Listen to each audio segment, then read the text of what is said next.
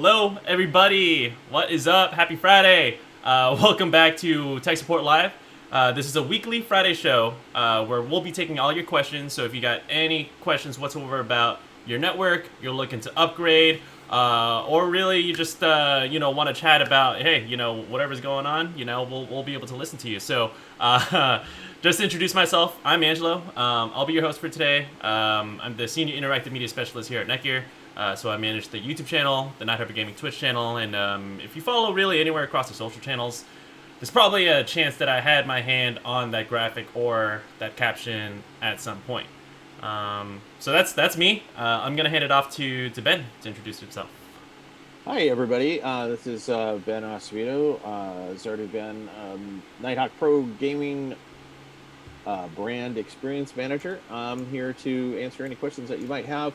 As well, you know the routine. You've been here before. If you haven't, just ask us a question, and we'll try to get you the best support possible. I'm going to hand it over to Michael. I see how you split both Mike and Angelo up. Oh no!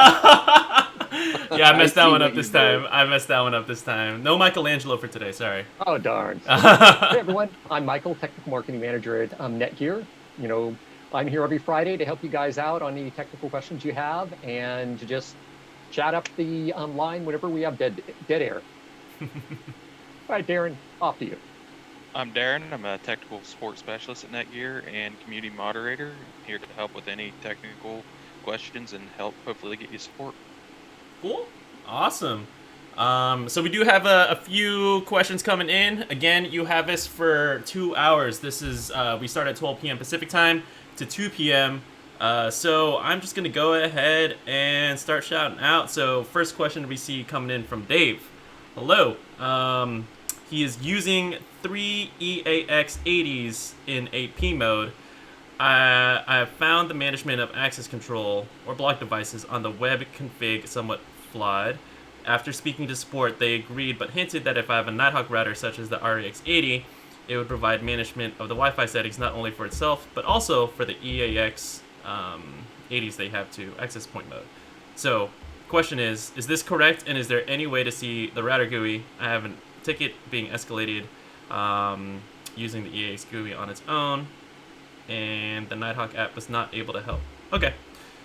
So, this one I think is management of the EAX80. I think we actually ran into a similar question last week about seeing your extenders within the app or the GUI, but I'm just gonna kind of toss it out there. I was kind of reading it. Does anyone kind of have a lead or a clue as to answering the question here?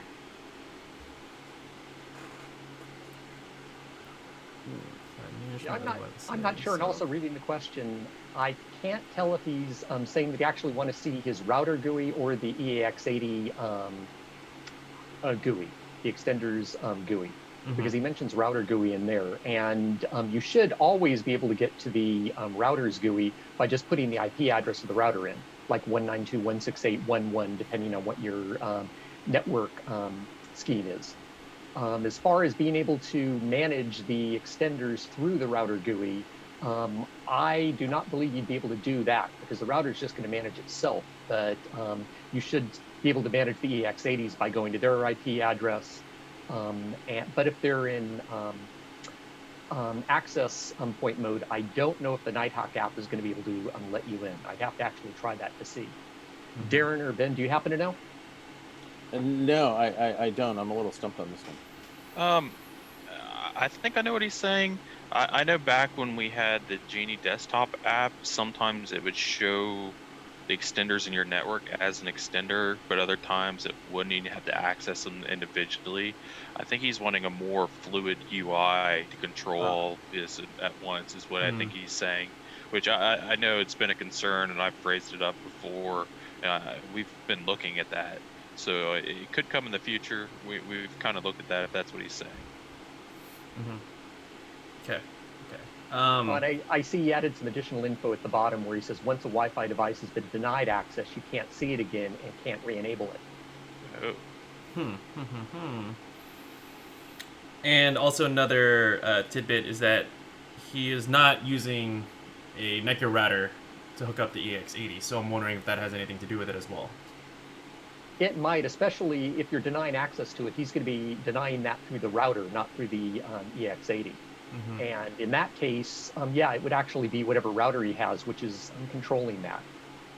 Even if he's denied access, he should still be able to see it on that router's GUI. But depending on the router, don't know what it's actually showing. Yeah. Seems like this is something through the proprietary GUI that whatever router manufacturer that one has is just having trouble seeing, or let's say granting access to the EX80 settings, I think, right? There's like, yeah, because normally that's where you're going to go, is inside your router to actually deny access to a device. Mm-hmm. Is he saying like he's denying access to something that's connecting to one of those extenders and then he can't change it after that? That's actually a good question. Yeah, so maybe if it's having problems since you're using another manufacturer, you try to connect that device back to the router instead of the extender, and then change the settings on blocking or allowing it.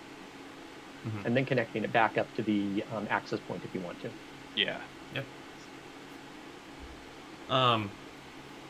Sorry, so just drill that one down just in case for Dave. What was the first step to do there for using his router? What was that first step? I kind of missed that one myself.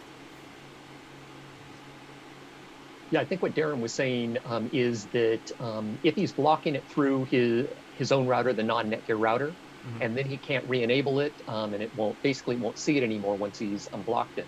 Mm-hmm. To take that device and connect it directly to your main router and re-enable its access, then you can connect it back up to the access point after that. Okay. Yeah, no, that would make sense. Cool. So he's got a couple follow-ups. So he's still on the EX80 web GUI. Dave, what we recommend is to manage this through the router GUI, not the EX GUI. Just to reiterate, I just want to make sure I'm getting this right. Yeah, his router is non-Wi-Fi. Non-Wi-Fi. That's why he's trying to get to the AX80 GUI in order to manage his Wi-Fi. Gotcha. Okay.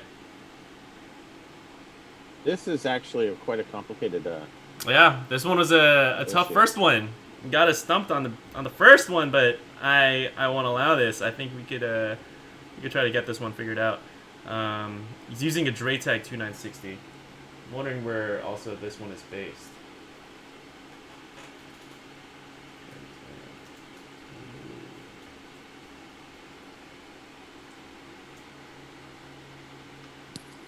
Gotcha.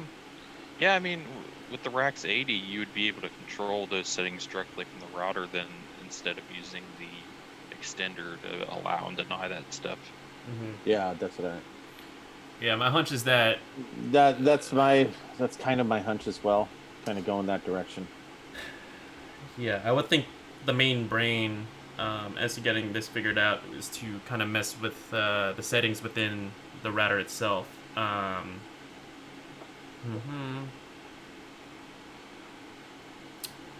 It's probably the way that it's talking to it.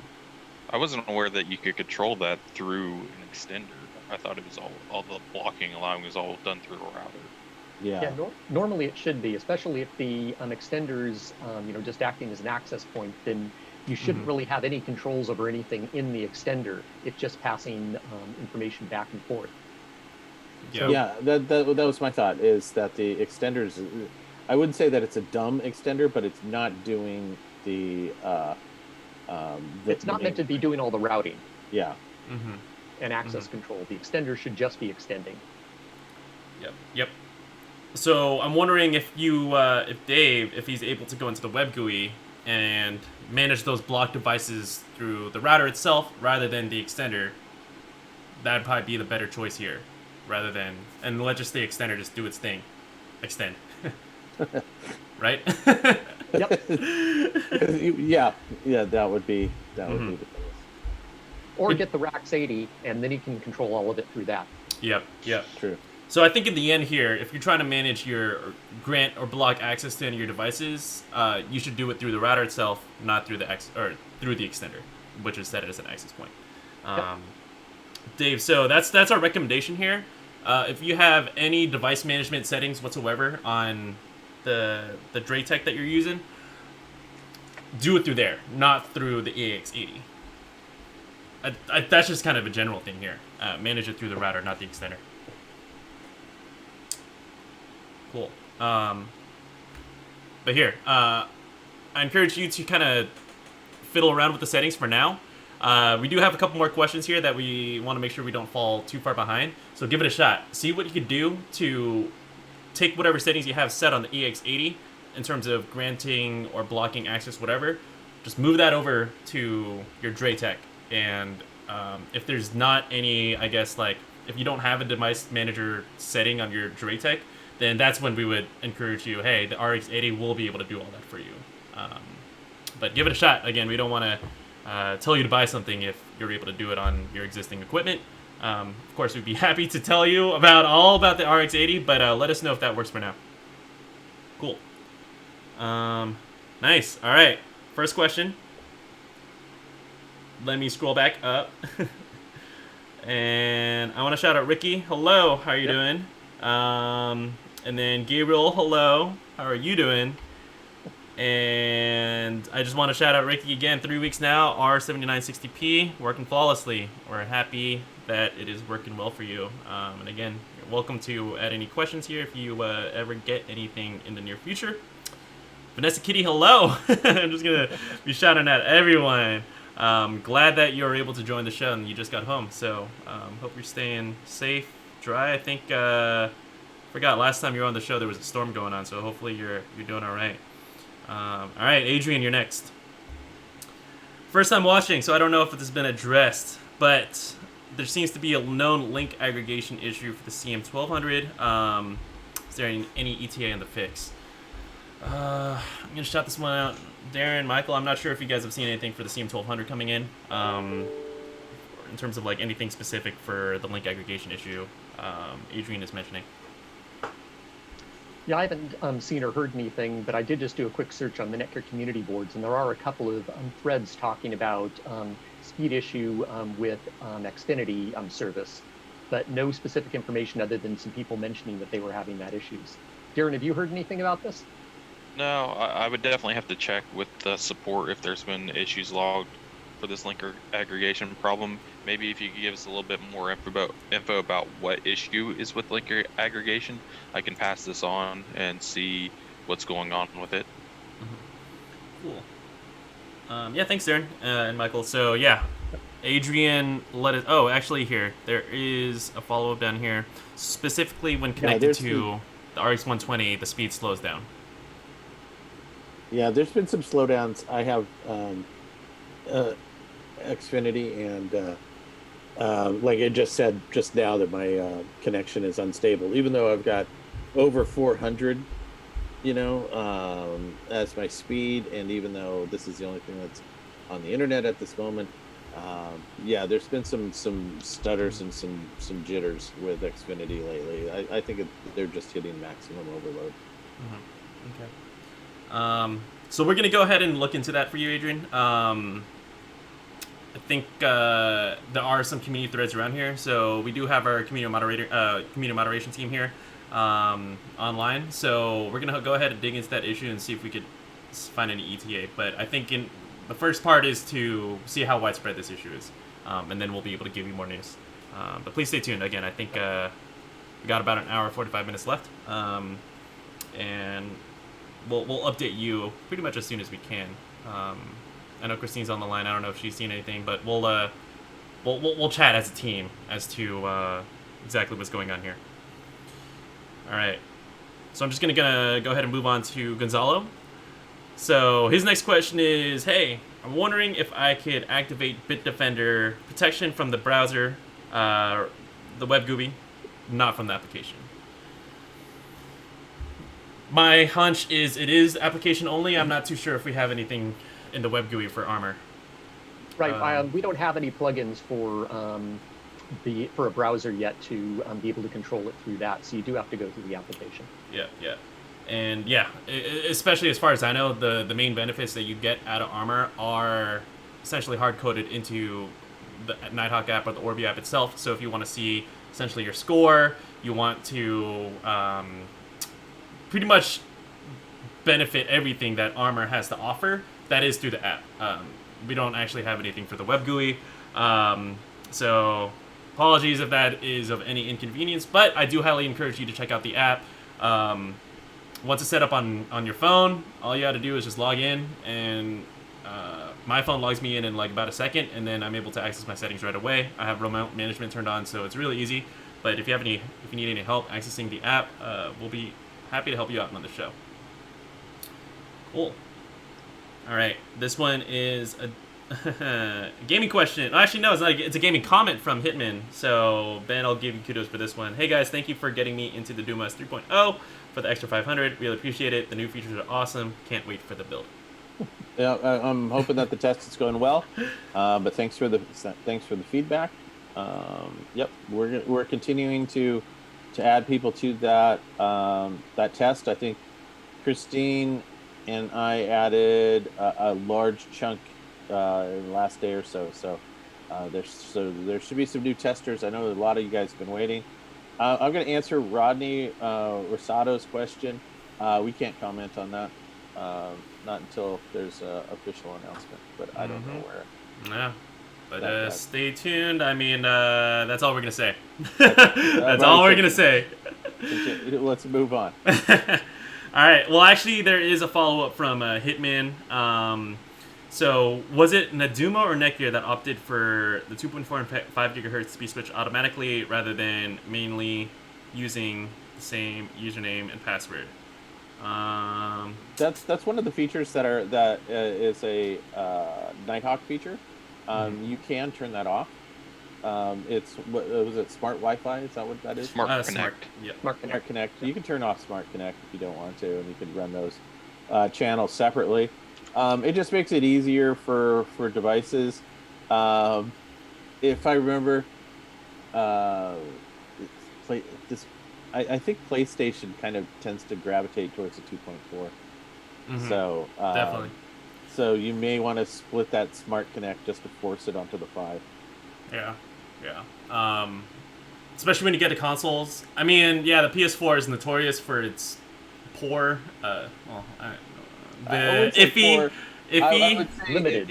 Yeah, limited. I don't want to make Sony mad. No. Yeah, I would diplomatically say they're questionable. Yeah. Wi-Fi. We got popular questions. Let's say that about the network cards. But yeah, it should be a setting in there. It should be actually within the router settings within Doom OS. There's like a little tab in there that can open up. Essentially, if you had a regular Nighthawk separate from Doom OS, that's also baked in there. So Smart Connect it's in there. If you want to deactivate it, should be as easy as a checkbox. But let me know if you have any trouble looking for that. All right, we got another question coming in from your twin brother, BA. Does Nighthawk app support the EX7000? I don't think it does at this moment. No, the Nighthawk app doesn't connect to extenders. I kind of touched on that earlier, that it is a very asked for thing, and I've asked others if maybe we include that in the future, and we're definitely looking into that. Yep. Yeah, like at the end, right now we just encourage you to manage these extenders, these access points through the router. That's like how I imagine like the brain in your network. But yeah, stay tuned for I guess more features rolling out to the app to support more of these devices. Okay. Fost here. There you go. Yes, there will be more invitations coming. Like I've said many times, we were overwhelmed by the response to that beta, and it is a closed beta. So, just like the old General Mills cereal contest, many will enter, few will get in. Because it is a closed beta, we're trying to not overwhelm our engineering team. So that is one of the main reasons why we've been very gated in allowing in. But that being said, we added almost a fifth of the total users last week in. So we're looking at adding more as we go. We're getting closer and closer. And yeah, I know it's been. Oh, we just gave you access, so there you go. Oh, dang. Boom. Very good. Moving on. Timely, very timely. We appreciate everyone who comes to the show, even if we get a lot of questions about it. But if you're here, you got questions, or you just kind of want to come and hang out, we acknowledge our regulars. And hey, this is one of those bonuses that we might throw out. It's by random chance. It is a bonus for watching the show and coming back and asking good questions. So there you go. That answered my question without me answering the question. So we'll update you. I think we got some things cooking up for more live streams. I think I think Night Harbor Gaming focused live streams. That's something that I think that we've seen and I think is necessary. So that's my job. We'll start thinking about a future live stream to update you guys on the future, because I know a lot of you guys are waiting for the beta. It's very popular. We want to just keep in communication with you guys because we want to hear from our community. Cool.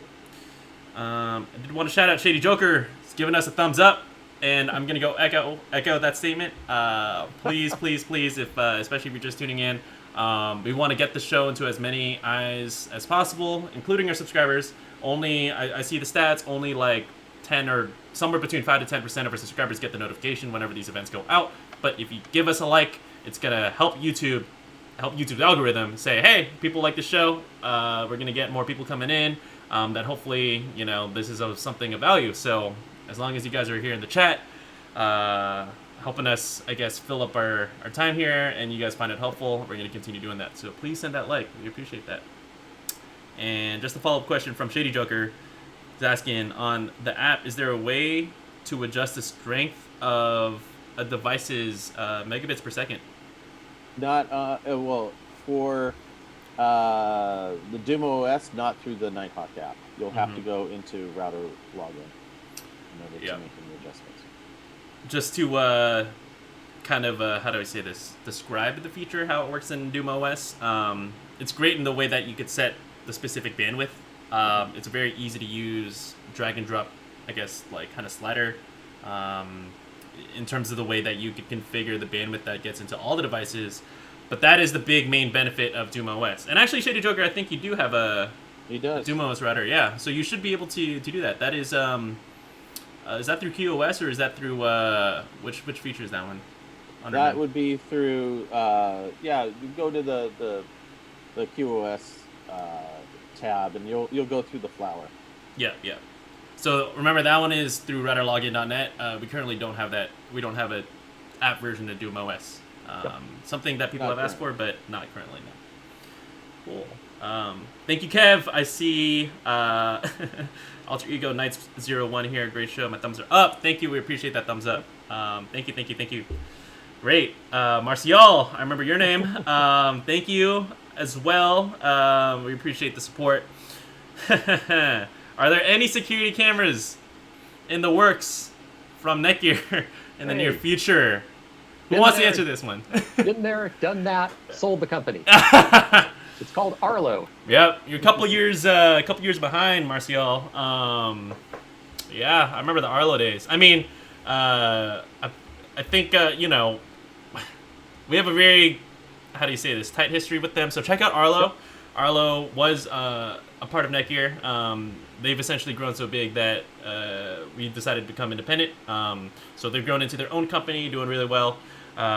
Check out Arlo Pro 3 for your smart home security camera. Great choice. I have Arlos at my house. They work great. Yep. The Arlo doorbells, the Arlo floodlights. Yep. All the cool stuff. I almost feel nostalgic in a way. We miss them. A long time ago. A long time ago. Only 2 years ago. All right, we got one from Dave again. Can you explain for a home user with multiple Netgear devices the difference between taking out a support contract after the 90 days compared to GearHead? Does anyone want to take a stab at that one? Hey, Darren, you might be the best one to talk about those right now. I'm not up to date on that since I cover community. I don't really cover that type of support. Okay. Community's free support. Yep. Well, Community's free support, YouTube's free support. I can take a quick shot at that. One of the differences between the support contract and the GearHead subscription is the support contract is basically just extending your technical support call in after the 90 days with Netgear support for your particular product. Like if you have the XR500 and you need some more hands-on support after the 90 days. With the GearHead support, that's actually a contract that covers pretty much any device you have in your home. More of a generic type of support, kind of like in the US what Sears had or used to have on being able to fix pretty much any home appliance that you had. It didn't matter if Sears was the one that sold it or not. GearHead, the same thing. So if you get one of their subscriptions and say, for instance, your Samsung TV has problems, they'd be able to help you out on that as well. So it's not just Netgear products that they'd be supporting. So yeah, follow from Dave. Actually, yeah, your initial impression was correct. It is for multiple devices, and that is actually what I do remember from GearHead. It is kind of an all-encompassing. No matter what issue you have in your home, especially with the networking, sometimes it's hard to kind of diagnose the specific issue. GearHead is really great if you have a lot of devices, a lot of smart devices that you need help out with. Yep. And especially if the problem you're having isn't actually on your Netgear product and you don't know it at the time, but they've got to start diagnosing. For instance, a lot of times people connecting printers up. Wi-Fi printers are notorious for having problems. And that's one of the things their subscription would cover is helping you get your printer up and going with the router, even if the router's fine. Great. Awesome. Thank you, Michael. That was a lot of great information there.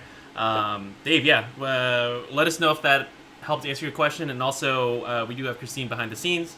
That rhymed. Send you a couple links to check out GearHead. But yeah, compare and contrast it and let us know which is more helpful for you. Yep. And Hitman, I want to shout you out as well. Thank you for joining the stream. We appreciate those kind comments again. Everyone who's new here, we appreciate all this great support because when people see it, they are like, hey, let's continue doing on the show. Again, hopefully you guys find this helpful. And we always appreciate all these great comments. So thank you for joining. And I think with that, are we caught up? I think we are. I think we're caught up here. I need to think of more questions before we actually do these shows. Unprepared. Oh, I know. No. Well, here, look. We all have our gaming backgrounds. So let's see. I'm gonna hand it off to Darren. How is this? Wait. So this is not a game. This is not a game. Image. That is Not a real game. image. It is Never mind. No, wait. It is a game. It can be a game. Yeah. It can be a It's game. a game. It's a real game. Sorry, I just had to clarify that for a quick second. It can be a game. But yeah, how about actually here, Shady Joker says, NBA, do you like mini Warzone? Who's got the Warzone Absolutely. love mini Warzone. What I love about it is it's already started, the first or second circle of art has already happened, so it's a lot tighter, it's a faster game. The kill or be killed is really strong with that one. But yeah, it's a fun game. I like playing mini with just two people. But I've been getting back into the main VR. So we'll see. Cool. I'll think of a gaming question or something while we we should continue let Darren on. finish. Let's let Darren finish talking about his game. Yeah. Tell me about your background, Darren.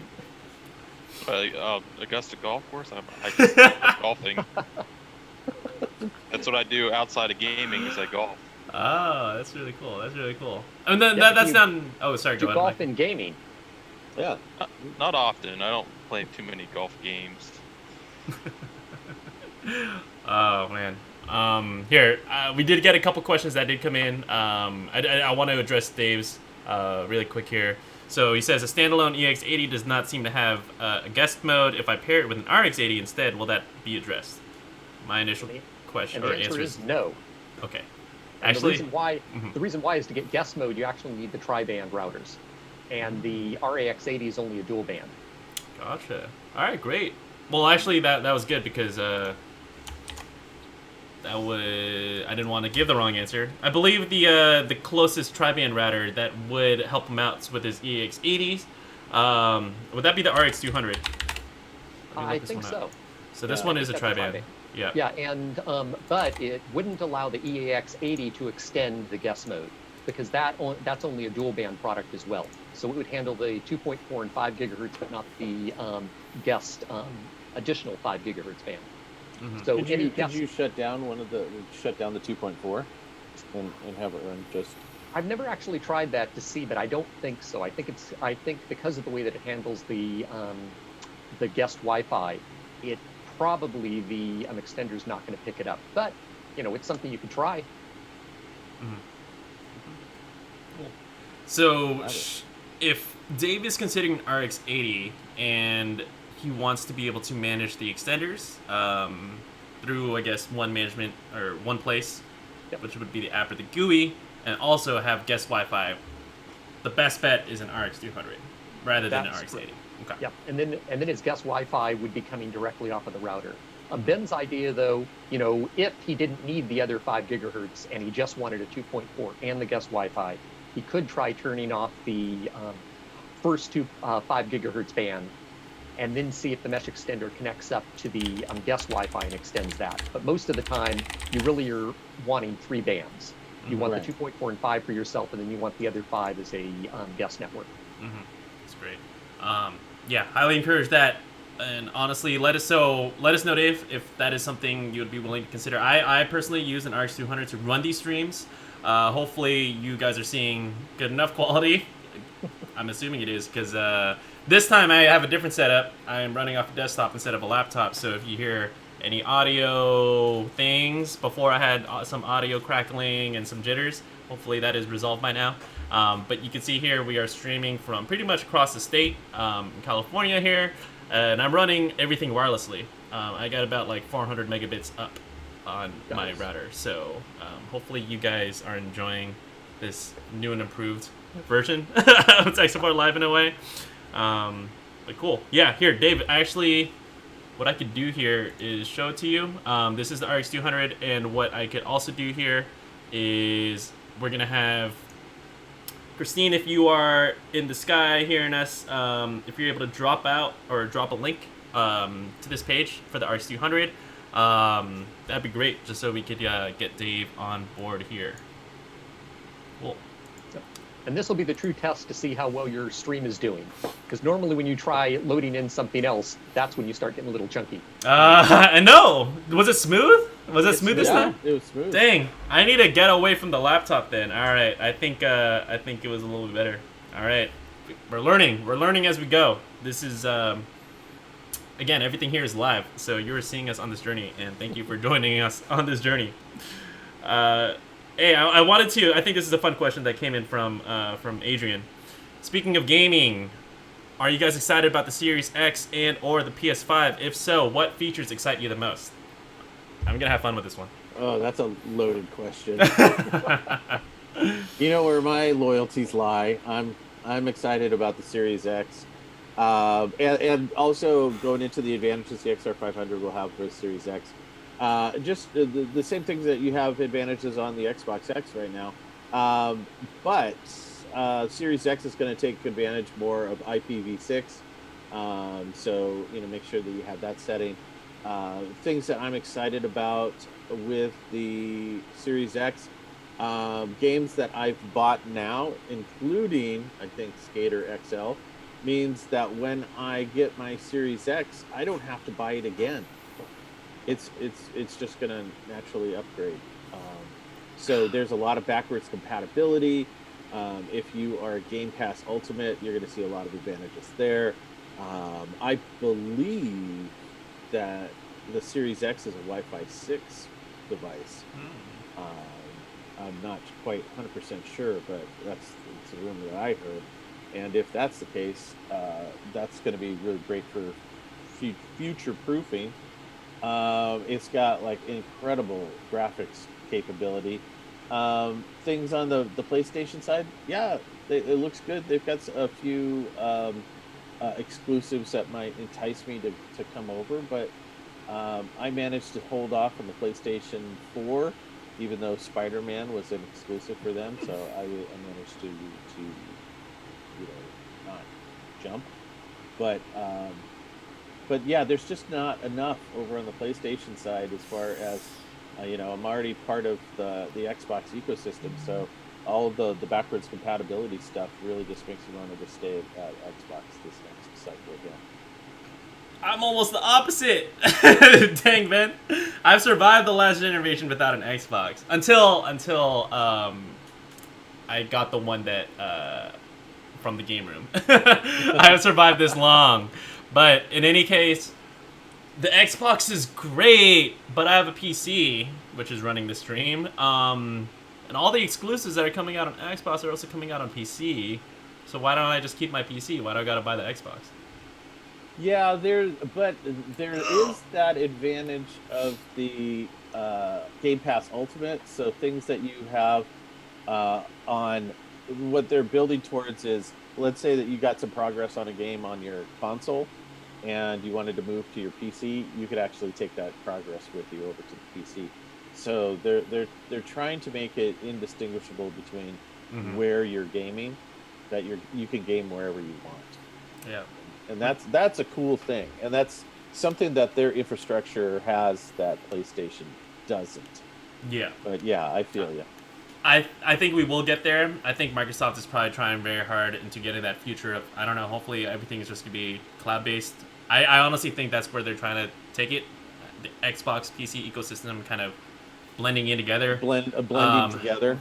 You can use your controller on your PC as well.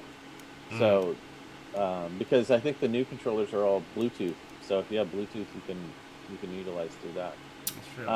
Why is the PlayStation so slow? I feel like those old Tootsie Roll commercials. How many licks does it take to get to the center of a Tootsie Roll? It's like 3. But yeah, if we could answer, because the world may never know. That's the answer to that question. Why is the PlayStation so slow? It's because of the OG PS4s. They have like it's like an 11N card, I swear, that's in there, because it doesn't take into anything more than a 2.4 gigahertz network. Yeah, and you have to have a PS4 Pro in order to have the upgraded network card. But I think even when it's upgraded, it's still marginally better. I mean, you could get the 5 gigahertz network now, but it's still not going to be better than wired. The problem. Yeah. Yeah, and I just for a game system. A modern game system, like 99% of the games that we play are online, and that's just it's really sad because there's a lot of games that are cross-platform. For example, Call of Duty. I can play with my friends that are on PlayStation, but I hate playing with my friends on PlayStation because their network is so unstable that they're always dropping out, and we're always adding them back into the party, and it's just a mess. Yeah. Yeah.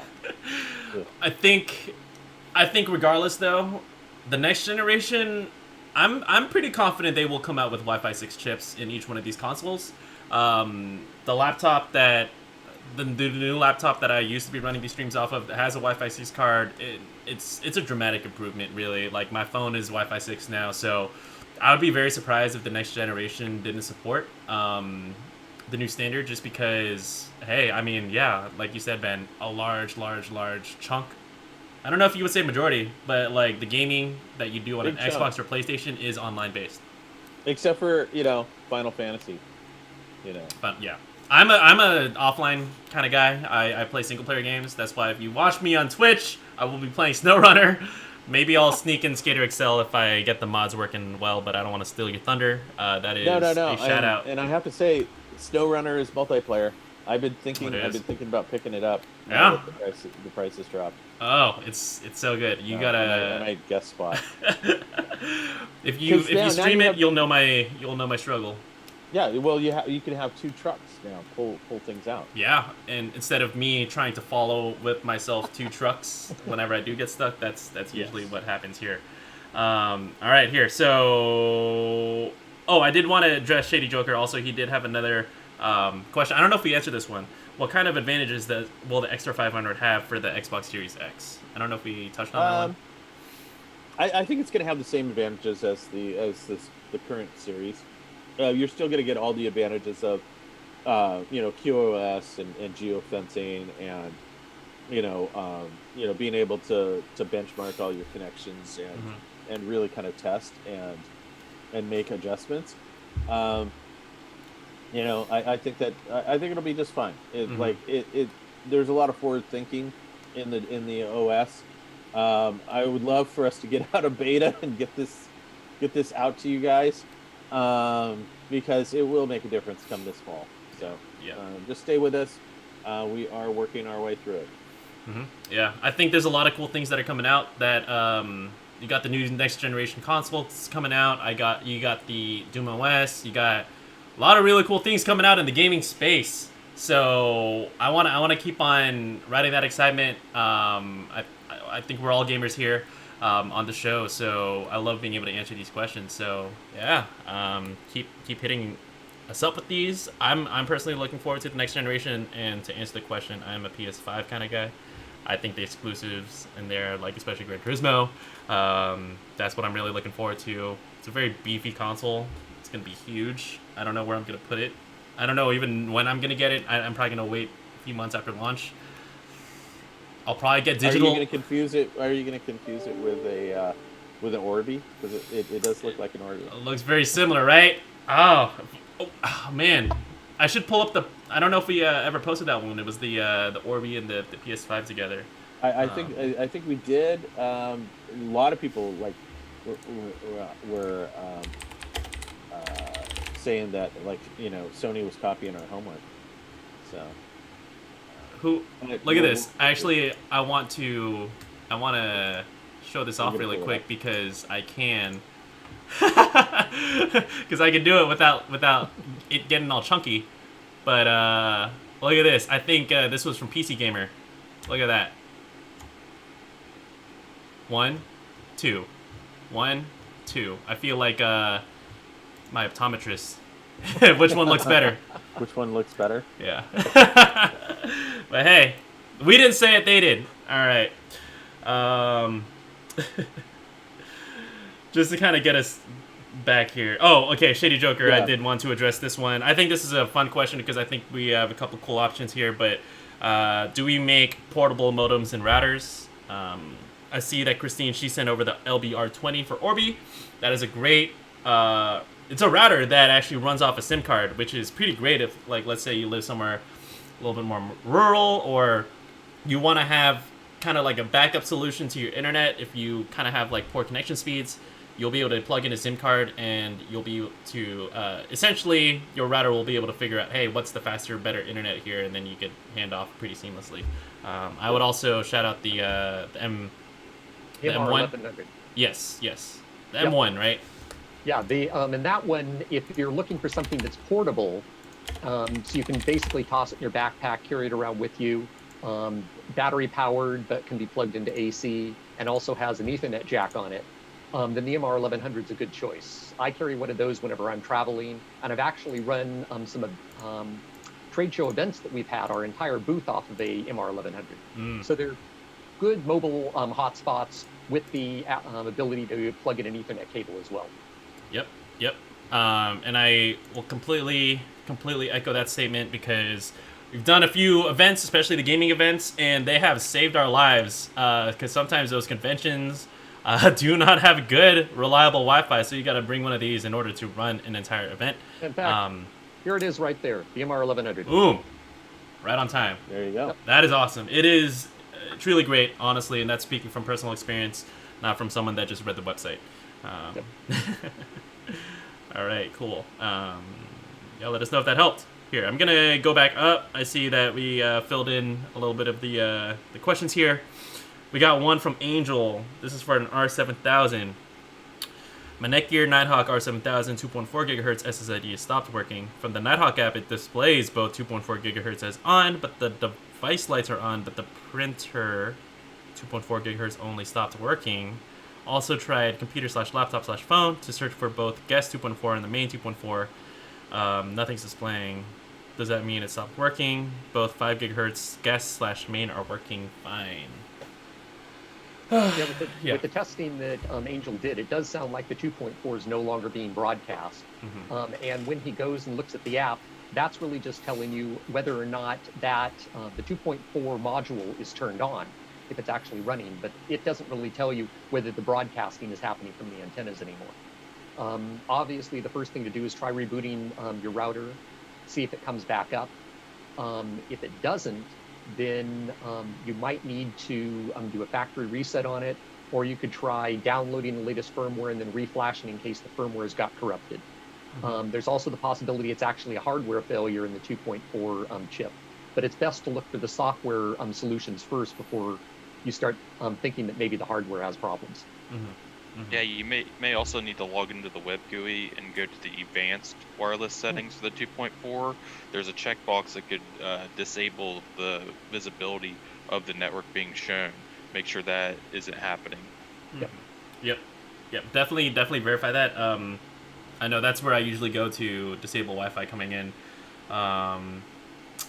Because I have to use like fiber, so I've messed around with those advanced settings before. Sometimes it's gets a little sneaky, but yeah, I would verify that. And sorry, I did miss one. I think we did address it in the comments. Here, sorry, I don't know if there's something else we needed to follow up on that one. Oh, on Dave Garrett, you missed his question about the RAX 200 and worked with Amazon Alexa and Google Assistant. Yep. I wanted to address that one. Yep. So it works pretty much through, let's say for Alexa, you download the integration. I believe it's through like the Alexa skills section of the app, and essentially you just add Netgear, and you can do certain commands.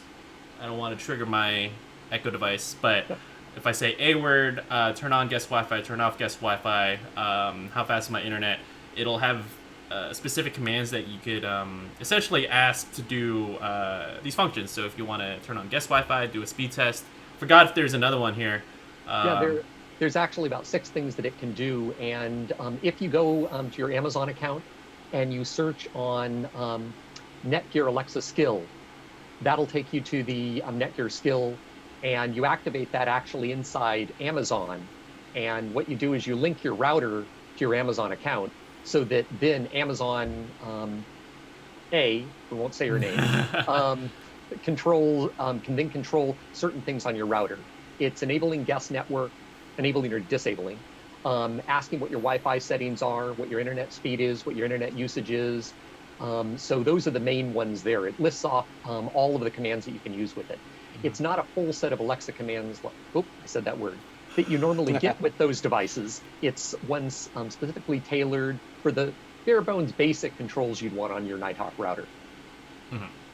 Yep. So there's it's a feature that essentially it's up to you if you want to activate it, and if you will find it useful. If you don't need it, you just don't need to download the skill.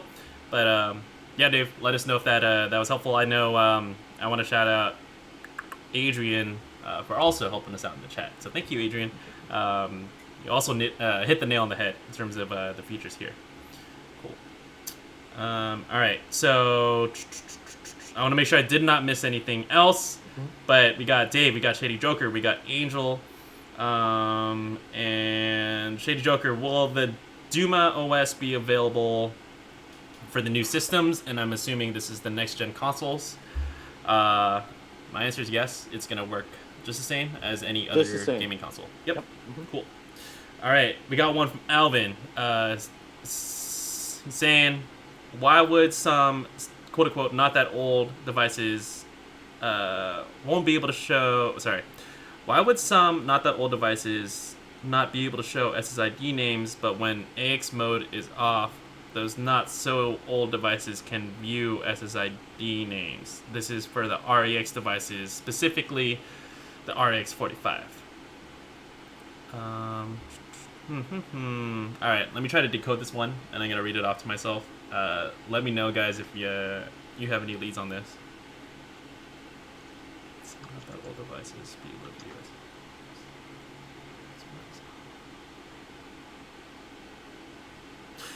So I actually wasn't aware you could trigger Wi-Fi 6 and turn off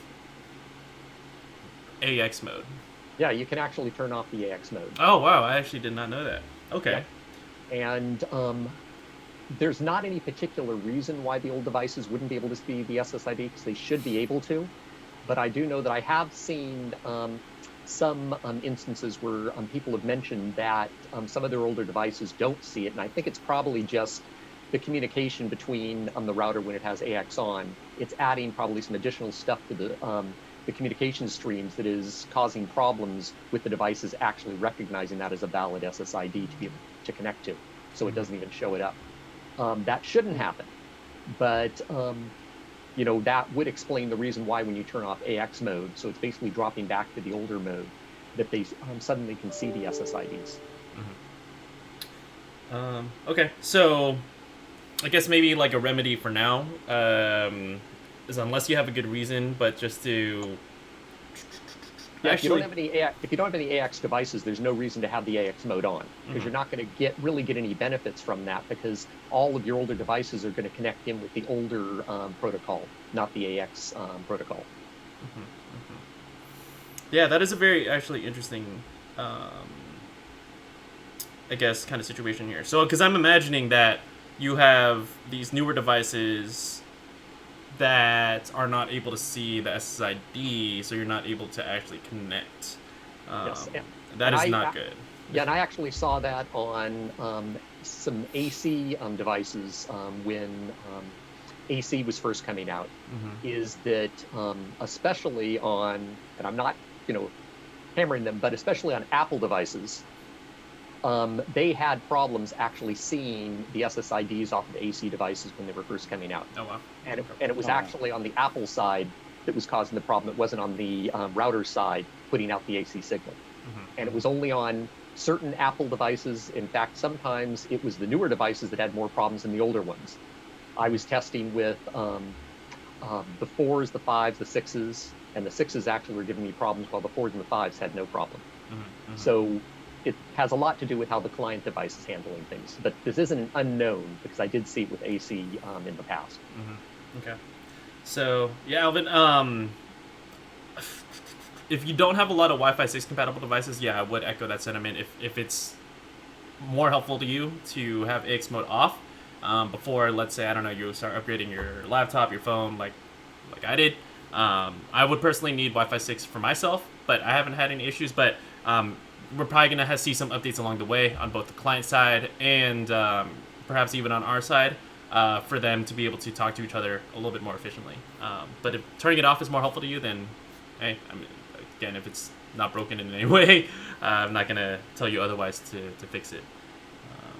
That's what I got for that question. I don't know if anyone has anything else. Yep. Cool. All right. I want to say hello to Elias. Hello, everybody. How are you doing? And Dave, I know you're looking at the RX200. Your comment here is, I only have one must-have feature for the RX200. Will it allow VPN pass-through, as I definitely need that for work? And the answer would be yes, because I actually I've used that on the RAX 80 before, and it's going to do the same thing when I'm VPNing to work. And all of them will do the VPN pass-through. And if you're using a special VPN program, you might need to do some port forwarding on that. But in general, VPN pass-through just works on the routers, nothing you have to worry about. Yep. And just to speak on my side, I use the work laptop back there, and VPN works just completely fine. So, should be no issues there. Elias got a question here. Can I connect the Netgear Nighthawk mesh to an existing Nighthawk X4 router? Yes. And the answer is yes. Yes. Yes, you can. Awesome. Yeah. Okay. Yes, it's agnostic. It'll connect up to any router you have, whether it's a Nighthawk router or a non-Nighthawk router. And just to clarify here, are we talking about the Nighthawk mesh extenders? We'd have to be talking about that as opposed to the Nighthawk mesh kit, which only talks to itself. Yep. So the best way to essentially differentiate that, Elias, is to take a look at the Nighthawk mesh extenders. Those, like Michael's mentioned, they're agnostic. They work just as any other, essentially, extender. It'll create a mesh network within your existing setup, Whereas a system, let's say you're looking at the Nighthawk mesh Wi-Fi system, that would replace your router. So make sure you're looking at the mesh extenders. That's where you want to be looking at if you don't want to change your X4. Yep. Cool. All right. Thank you. Shout out Shady Joker. We appreciate your support here. Also, I appreciate all the YouTube comments. I see those almost every day. So, thank you. I really do appreciate it. All right, Angel's gonna be following us up next week. And yes. We do these every Friday, 12 p.m. Pacific time to 2 p.m. Pacific time. Happy to help out pretty much with anything you got. So we love seeing our regular faces. So we'll see you then, Angel. All right, Shady Joker is next. When purchasing your products from authorized retailers, do you get the same warranty and services as ordering directly from Netgear? Good question. Yes. That's a good question. Yes, you do. Mm-hmm. Basically, as long as it's an authorized retailer or reseller, then the warranty that you get with the product's the same as the warranty you get if you purchase it directly off our store. Mm-hmm.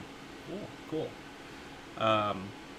Yeah, compare and contrast. If you need help comparing and contrasting, we'll be right here. But yes, good question. All right, Angel. Oh, sorry. Did I scroll back up? Hold on. I want to make sure I actually did get all this, but I did. Now the next one I see is Angel from. Even though I think they might have dipped out by now. Hopefully not. But I did see a question come in.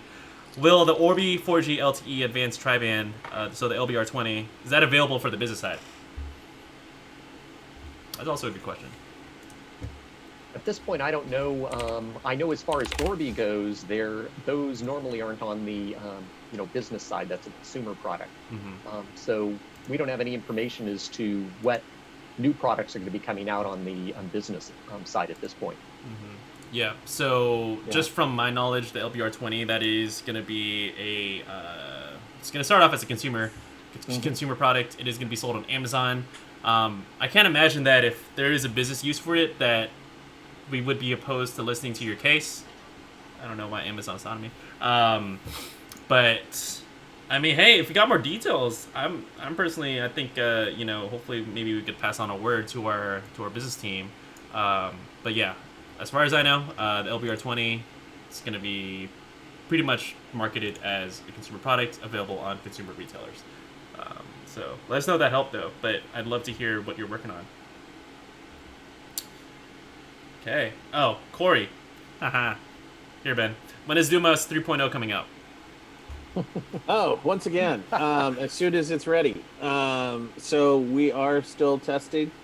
We are doing the beta test on the XR500 and 450, and when it's ready, it'll be ready. But I know it's taking a little bit of time, and we're adding testers as we go. But you can't just can't cook a curry in 20 minutes. So. So just be patient with us, and we'll try to get it out as soon as it's ready. But we are working on it. Mm-hmm. Yep. So I think, Christine, thank you for shouting out the beta. So yeah, if you are in the beta program, you're on the wait list. We're gonna be rolling that out essentially as quickly as we can. There is a very high volume of people that have signed up, so we're rolling them out on a first come first serve basis. So if you have the extra 500. Mm-hmm. It is a closed beta, so not everybody's going to be able to get in. We're just trying not to flood our engineering team. Yeah. But will it be the same as the actual download? No. We've already gone through a number of iterations on the beta. Yeah. So all of your all the beta testers out there, thank you for all of the help, because as I'm sure you're excited to check out all the new features. Your feedback helps us make a better product, a better service. So yeah, thank you in all directions. And will it be appearing on the RAX 200? No, it will not. Yep. So that is the difference between Nighthawk for Gaming and let's say Nighthawk. So RX 200. Again, David, I did see that you mentioned you will be ordering one. So we appreciate all that support, because personally for me, I love it. It works. I get the most juice as I possibly can out of my AT&T fiber network, and all my housemates are happy. At least that's what they tell me. So it's a really great choice. But yeah, the Doom OS is Nighthawk Gaming exclusive, and that's what sets those routers apart from everything else we offer. And follow up, will there be an app to control it? Not at this moment. It's something that we've been looking at, but currently we are working on developing the Orbi and the regular Nighthawk app. Cool. There's one also from Taishin too. I want to make sure we address this. Can I buy your product at any store? You can buy them at our partnered retailers. So that's all major resellers. Yeah. Basically, all of the major ones that you can think about in the U.S. Amazon, Best Buy, Newegg, and there's some other resellers as well. If you're not in the U.S., Target, yep. But also not in the U.S. Amazon definitely will carry them. If we're selling it in your region, there are products that aren't sold in some regions around the world. But in general, any major reseller you can get the product from. And you can also get it directly from us through our website. Yep. And I highly encourage you check out our site. So I'm going to flip through here, actually. So I think we were looking at the LVR20 last. So we have links to where you could find it. So if you go to... actually, this is for Shop Orbi. Sorry about that. But you want to find a retailer, we got buttons right here if you want to buy it on Amazon. Or you can add to cart, and it's going to ship out directly from us. So highly encourage you check that out. And also, if you check out the site, I wonder if it's actually gonna flip up. Let me go to shop now. But if you check out store.netgear.com, you should be able to. I think I'm on the website enough that I don't get it anymore. But you should be able to get 10% off on your first purchase I believe if you link it with your phone number. But yeah, that 10% off is something that has proven to be very popular. But again, we've got a lot of options for you guys. Yep. All right. Alvin, I believe you are next. Can we use the cable modem Wi-Fi routers as a switch to connect other LAN devices when turning off DHCP mode? Because there's no options for AP mode. This one's a little bit more technical, actually. I don't know if you guys have any... This varies from product to product. You would have to go through the user manual to see if it works. I know there is a couple that used to allow that, but I don't know if the newer ones have that option anymore, as to use it as an AP router or a switch. There was very few cable modem router combos that did allow that. Right, and if you just turn off the HCP on that, and then plug directly into it, what's going to happen is the device is going to try to go out to the internet directly through the cable modem, and it's not going to get an IP address because it's not connected to your router. So, it's the best thing to do if you have a cable modem is put it into bridge mode, and then use the LAN ports on the router that you're plugging into it. Yeah. All right, great start. I mean, I'm wondering if it would be helpful if we knew from Alvin exactly which product he had. So Alvin, let us know what specific model number or SKU or whatever the name is. That's going to kind of help us out here in terms of helping, one, diagnose your issue and see if it could work in the first place. All right. But you got us for about another hour, 53 minutes. We just hit our halfway point. So if anyone is just tuning in, this is Tech Support Live. This is a weekly Friday show where you have us for 2 hours to essentially really answer anything that's going on with your network. So if you're looking to upgrade, if you're looking to kill a dead spot, whatever it is, tap our minds. We're going to try to see if we could help you out. And, we tend to usually be able to do that within our 2 hours. So... Like, Skirt's back. Yeah, I mean, do you remember me? I fixed my router. I was on a call with Netgear. I was on hold for 2 hours. It sucks that you're on hold that long, but it is difficult right now. Our support team it tries to do the best job possible. A lot of them are working from home. Almost COVID has shut down almost everything. So, Mhm. so you know, have a little patience. We'll try to get to you as best as we can. And unfortunately, volumes have also gone up a lot because so many people are working or having to be at home. Mhm. So they're using their home hardware a lot more, which generates a lot more calls. Yep. But yeah, definitely, keep holding on. They will help you, and hopefully the volumes will start going down sometime in the near future. Yep. Just for insight, I mean, this is more of a fun fact, but in the beginning, that's actually the reason why we started doing the show, was because we started hearing from customers on social and actually kind of everywhere. Hey, why does the hold say wait for like 36 hours or something crazy like that, right? 360 hours. There was But I think there was a hold period of time that was like 60,000 hours. yeah, then And that it's no joke. Like it was a crazy period of time. That was 250 years ago. In 2020 time. Yeah. So. But this is your extra outlet to, one, raise your case with us, because sometimes we'll be able to kind of help you give a little bit more guidance or diagnose something that might be a little bit more difficult to handle over the phone. So we actually encourage you guys to come here first, let us know what's going on, and then we actually have instructions in the description to put in a support ticket. So we're always happy to hear what you guys got going on. I did get one follow-up, I think, from... Hold on.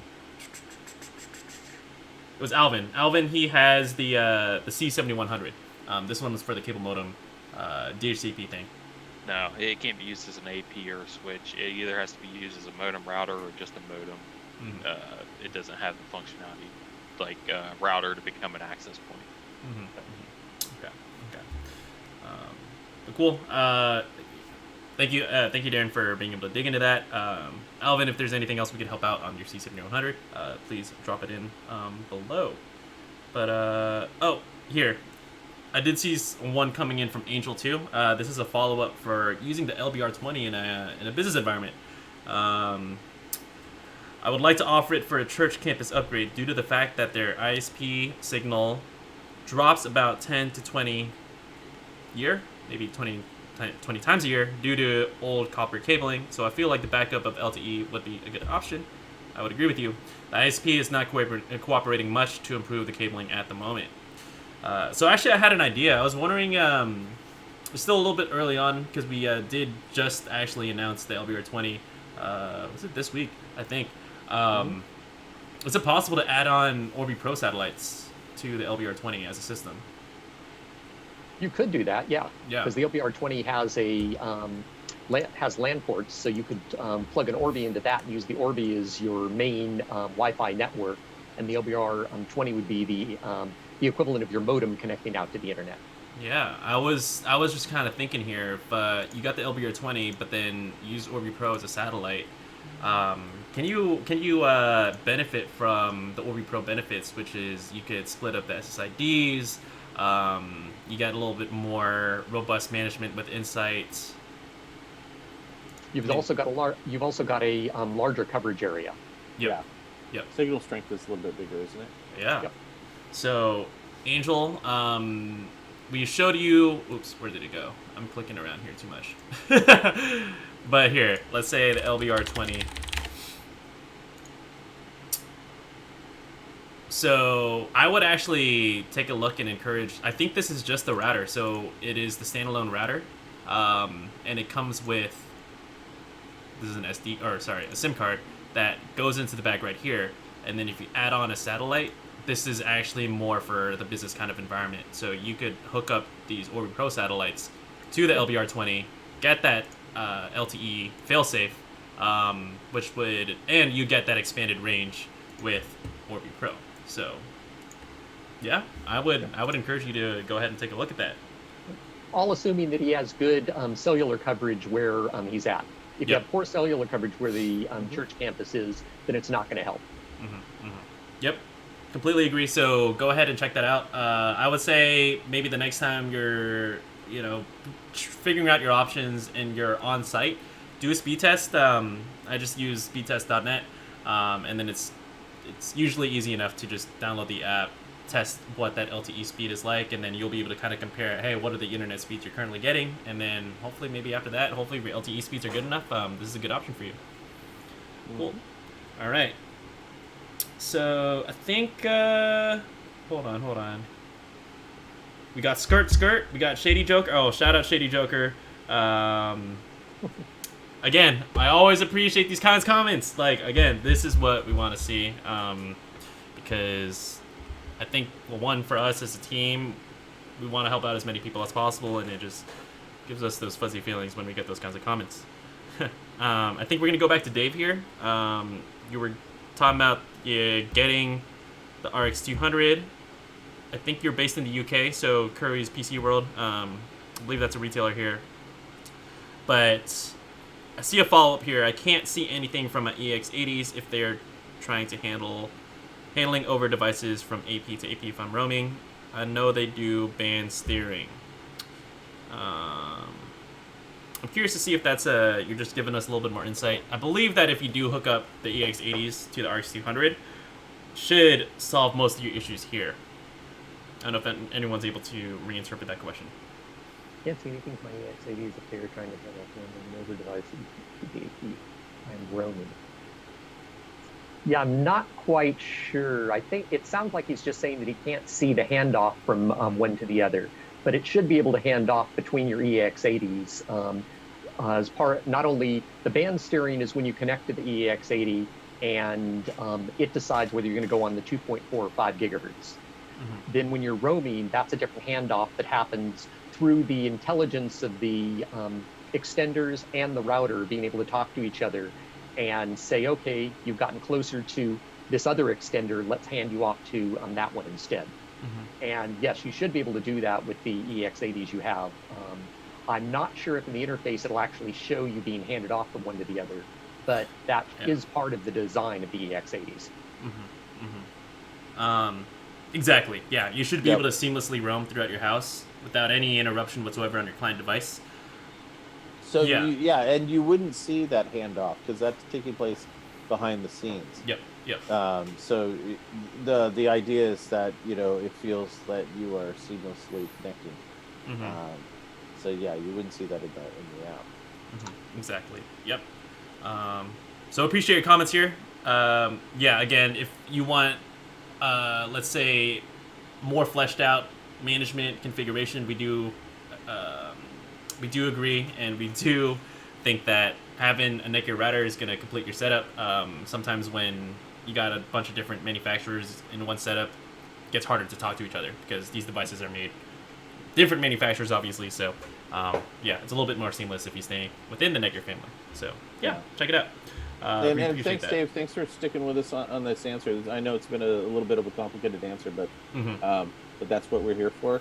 Yep. And then Shady Joker, have you posted this in the beta forums? This looks like a beta issue, so I would highly encourage you to post that in the beta forum.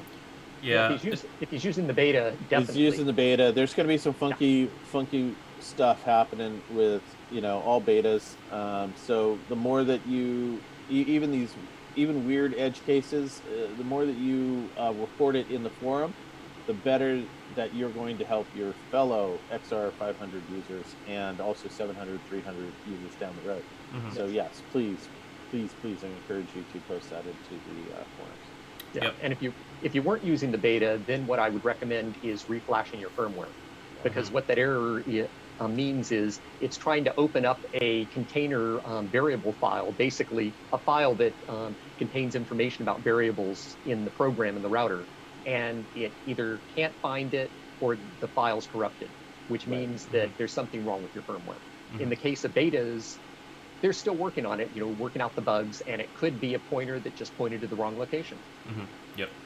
But I do agree. If you post it in the beta forums, you might not be the only one experiencing this issue, but if you're the first person to raise it up, the NetDuma team, the Netgear team is going to be able to catch that and then solve it on our side, and then it'll help a lot of other people. So you got a ripple effect across everywhere. So check it out. And Dave, he's got to go, but we welcome you for coming to the show. I think we had you on since the beginning, but we appreciate you sticking by, and we hope you found that helpful. And again, if you have any more questions, we'll be back here next week as well. Yep. Cool. Shady Joker, what is the forums link again? I think we can send that off. Christine, we're going to send a little nudge. Can populate that in. Yeah, but we appreciate that. Thank you, Christine. Yeah, let's see. Oh, and we've got only 40 minutes left, so get your questions in. Yep. If it's your first time joining us, you have us until 2 p.m. Pacific time, so about 40 minutes left. So happy to help out with any questions you guys have for us. And then hit the like down below. Yeah. And if you haven't hit subscribe. Yeah. It helps us get this out to more people, because it helps with the algorithm with YouTube, and it allows us to do, this very valuable work every noon till 2 p.m. So. Exactly. Please, we want to be here. And we appreciate the love and support, and the comments too. The comments, they really help us bring this along. So we appreciate it in all directions. So thank you. Angel is also said thank you as well. I don't know if we caught that one. I know we were helping out a little bit before. I think this was for the LBR 20. So go ahead and check that one out. Going up a little bit, we got Fred. Can you use an outdoor Orbi satellite with Orbi Wi-Fi 6 systems? No. Yeah, that is the answer. Well, actually, that's not completely true. Now you can use it, but it's not going to be able to use the Wi-Fi 6 capabilities. Yeah. Oh wow, actually, okay, that one is new. Before it was we couldn't use it. I think they're updating along the way then. Well, yeah. Basically, what they did is they added it. Yeah, they added the functionality to work with any router. So they're treating the Wi-Fi 6 router sort of like as a dumb router, like any router that it's going to connect to. But as far as it being an integrated portion into the Orbi system, it wouldn't be able to be integrated into the Wi-Fi 6 system because it doesn't support Wi-Fi 6. Okay.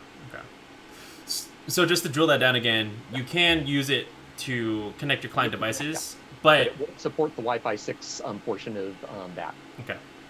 But how about from the Orbi Wi-Fi 6 portion? Is that still Wi-Fi 6 capable? Like, let's say you're on one side of the house that you're closer to the Orbi Wi-Fi 6 router. You'll still have that Wi-Fi 6 functionality, but you move to the other side, you're connected to the Orbi satellite or that Orbi outdoor satellite. You will lose that Wi-Fi 6 functionality. Yeah, then you end up connecting to Wi-Fi 5. Okay. Yep. So yeah, that clears things up. I actually learned that today. So yes, you can, but you're not going to be magically going to be able to get Wi-Fi 6 out of the Orbi outdoor satellite. Yeah, but you will get a great signal from the outdoor Orbi. It has massive range outside. Perfect. Yeah. So we highly encourage you to check it out regardless. But yeah, good to know that it is technically compatible in terms of getting you internet. Cool. All right. And then Taskwork has a question. It's weird for me that I still have not received a beta invitation to my XR500 to participate. Actually, it's not that weird because it's a closed beta. And while there was a huge amount of people that signed up for it, if we allowed everybody in at this moment, we would overwhelm our engineering group. That being said, if you give us your username, we might be able to sneak you in the back door. But yeah, it's we've opened it up to a lot of people, but it's not. It's a significant amount of people that are in the beta, but it is a lesser amount than the gigantic number of you that signed up for it.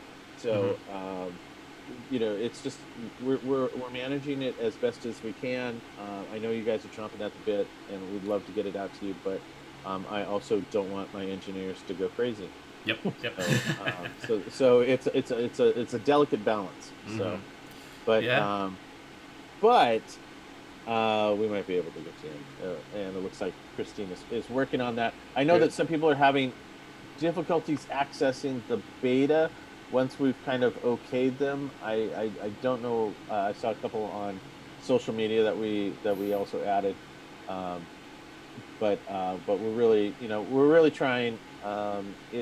It's long story short, I would love to give it to everybody, but it's just not possible. Yeah. It's kind of like you're the bouncer and there's 5,000 people in line trying to get into the club. Exactly, and the fire marshal is only like 80 people can be in here. So yeah, so that's where we're at. Yep. So task work, let us know. It seems like I think we might have sent something out already, but check everywhere, check spam, check your weird folders that you might have set up. We'll try to get you guys in. Yeah, and then going back to Shady Joker, the question: are we seeing each other? In the office. So we're all in separate underground bunkers at undisclosed locations. Yep. So that way, if anything happens, this stream will continue every week. Oh, yeah. And Alec is not in this stream because he is designated last man standing. So he may be back shortly. But Yep. Yeah. We try to alternate, but yeah, stay tuned for next week. But yeah, it's tough. I mean, we had our game. Well, we have the game room. There's a lot of perks of being at the office. But yeah, we're pretty much shelter in place for a good amount of time here. Yeah, and it's probably going to be for a while. As you all know, we're based out of California. We've had a little bit of a flare up.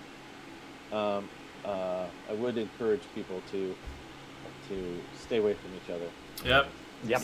And follow the guidelines. The more that we follow the guidelines, the closer this thing will be to maybe being over. Mm-hmm.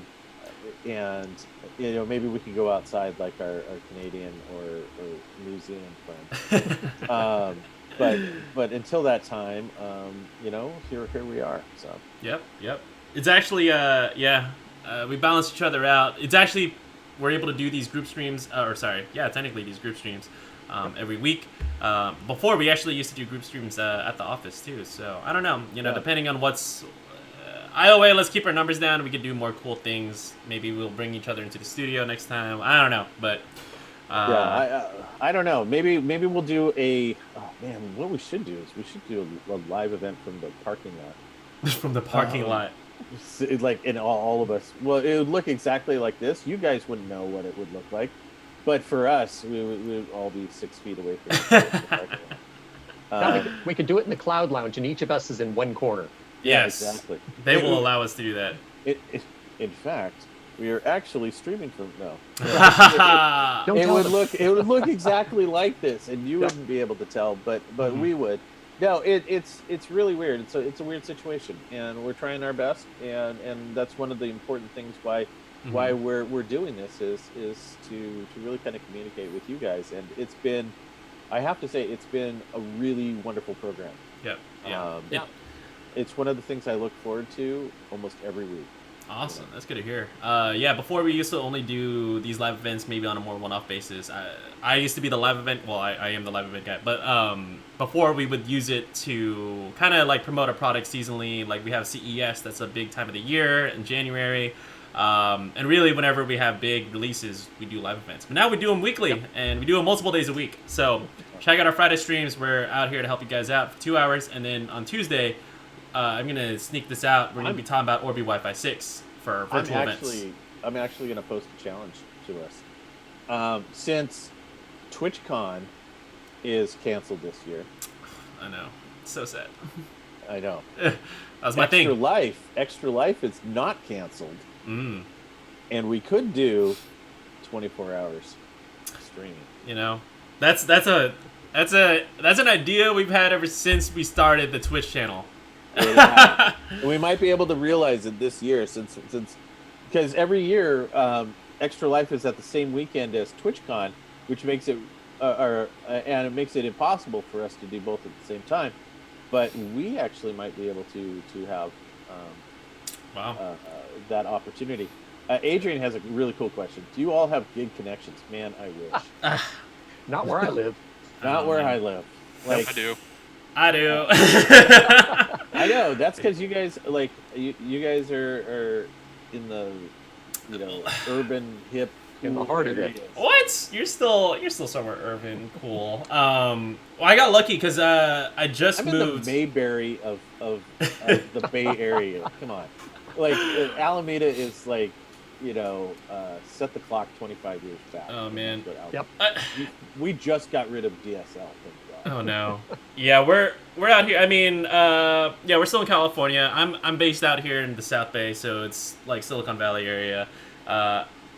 Either way, I moved from Comcast to AT&T. Comcast, I didn't have gigabit, and I was paying actually more for what I pay for now for gigabit.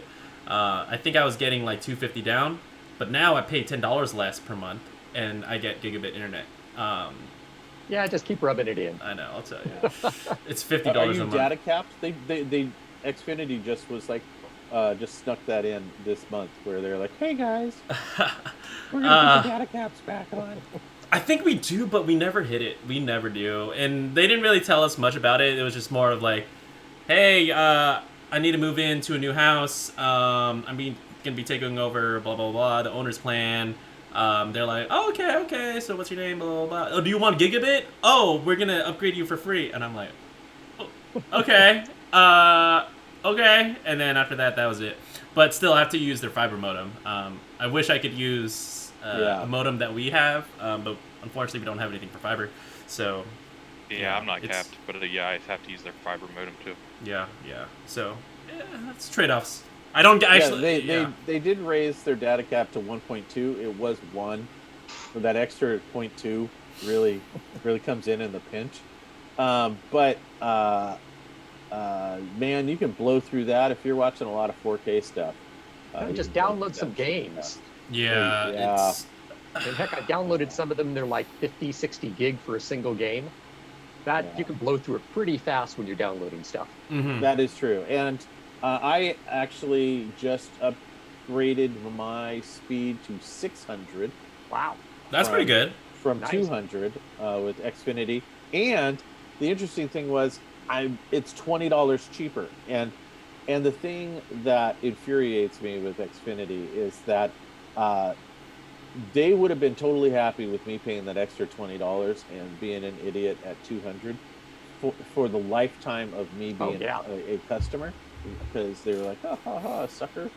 And but yeah, so I switched. I saved $20 more, and I recently checked my speed earlier today, and I'm getting a blazing 420. So Hey, I mean I'm paying 600, getting 420, like 420, 450, and but it's cheaper than when I was paying 200, but getting 300. I don't know how this makes any sense. And just to answer the second part of this question, how long do you think it will be before multi-gig connections are commonplace? I think we're headed in a good direction. Let's say we have something called the Aubrey Wi-Fi Challenge. That's a video that I remember pushing out a couple of years ago.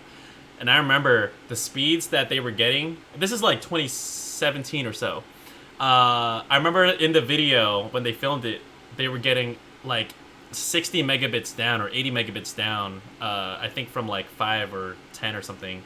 And then everyone in the chat was like, or sorry, in the in the YouTube comments were like, "Oh my God, that's like way better than what I get here." And then wherever they're kind of from.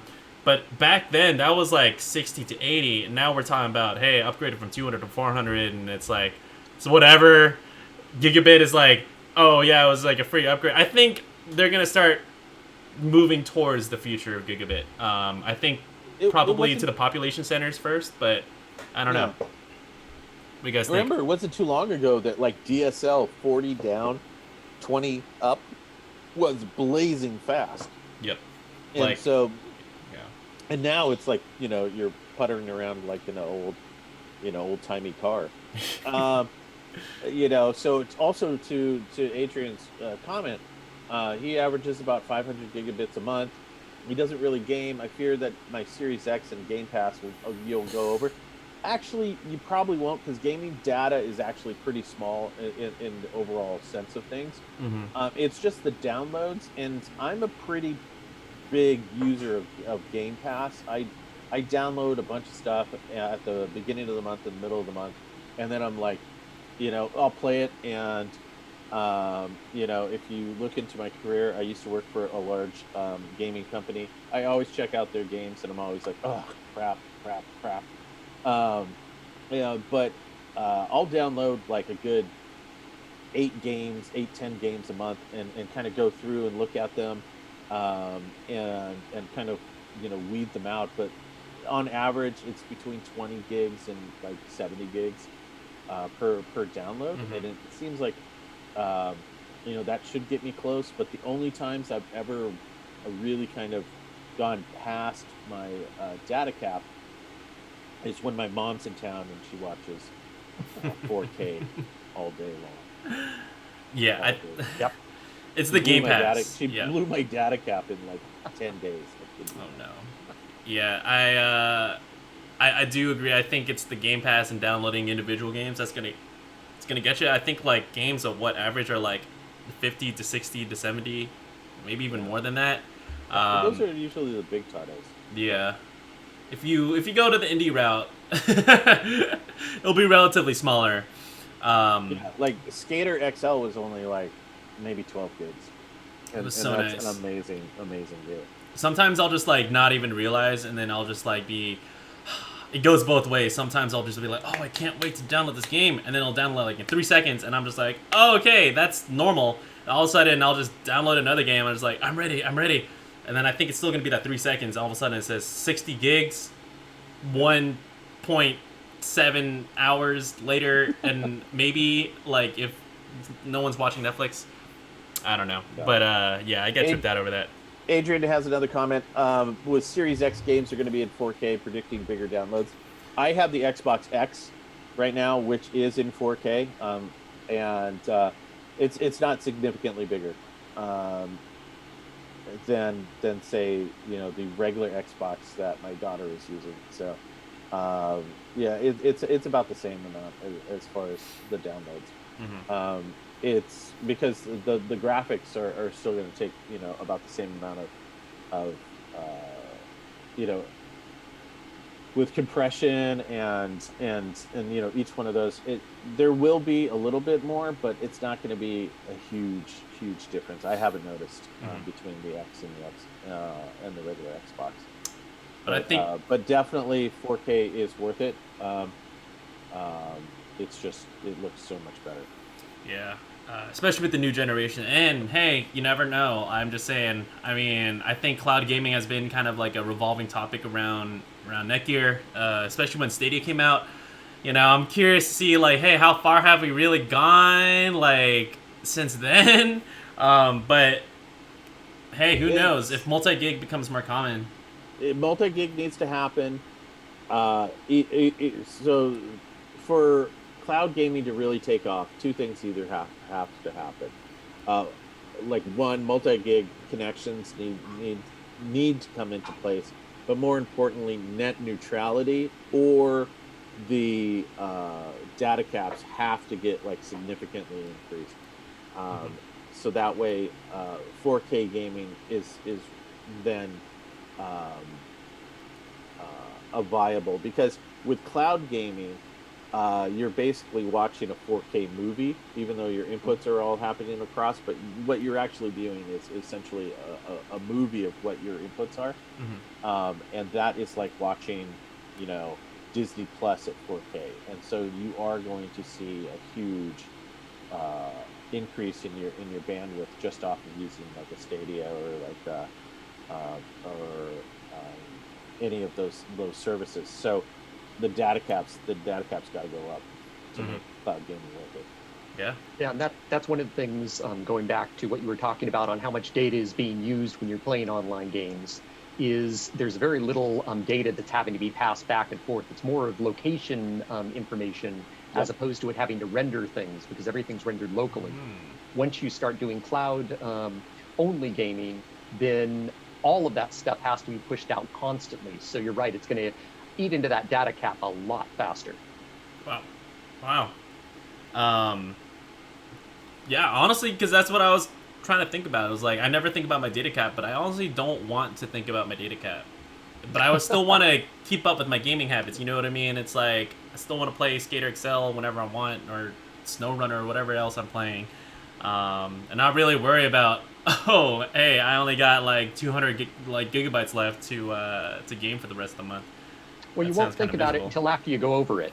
Then you'll remember it forever. Yep, I haven't reached that. I haven't reached that point yet, and I'm trying to start. Adrian has a. Oh, We go did ahead. miss Marcial's question a while back, where Oh, wait, he's let me see. asking, what are your thoughts between a single unit modem router, basically a gateway, versus having wow. individual units? What do you prefer?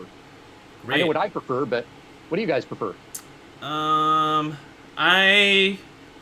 Yep, I would prefer the modem router separate. I've had that. Actually, yeah. What do I have? I actually had a gateway for at my old house, but it was good. It was good, but I would notice, yeah, between the floors, the range and also just the performance. I wasn't able to get the most out of my network, and this is last year-ish, so I was pulling like, yeah, way below like 250 megabits down. But the moment I hooked up, actually I have a trusty R7000. That's always my backup. And really with that, I was always able to max out my connection. But this is still years ago. So, but I still got used to the modem router separate. Yep. And it allows you to easily upgrade one piece or the other if technology changes without having to replace the entire thing. Mm-hmm. Because normally modem technology doesn't change as fast as routers do. Where with modems, they've got the DOCSIS 3.0, which lasted for many years, and they finally hit 3.1. That's going to be around for many years. While we've gone through, AC, we're doing AX, we're going to have, or Wi-Fi 6, then we're going to have Wi-Fi 6E. It's much easier for them to add things onto the router side. So chances are you're going to be replacing a router long before you're going to have to think about your modem. Mm-hmm. Plus, you have a lot more control over your router. You can get routers like our Pro Gaming router that gives you a lot of functionality that you don't normally get in other routers.